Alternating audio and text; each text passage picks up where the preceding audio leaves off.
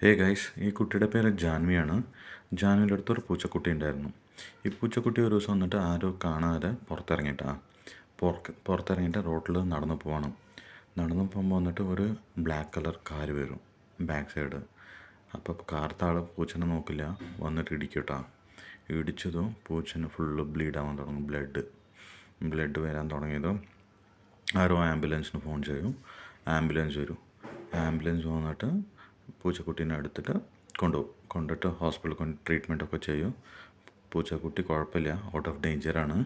അപ്പോൾ വന്നിട്ട് ജാൻവിക്ക് വന്നിട്ട് അവരുടെ ഡാഡി പറയും ഇങ്ങനെ പൂച്ചക്കുട്ടിക്ക് ആക്സിഡൻ്റ് ആയിട്ടുണ്ട് എന്ന് പറഞ്ഞിട്ട്. ഇത് കേട്ടതും ഇല്ലേ, ജാൻവിക്കുട്ടി ഭയങ്കര കരച്ചിൽ. ഹോസ്പിറ്റലിൽ പോയി നോക്കണം പൂച്ചക്കുട്ടീനെ എന്ന് പറഞ്ഞിട്ട്.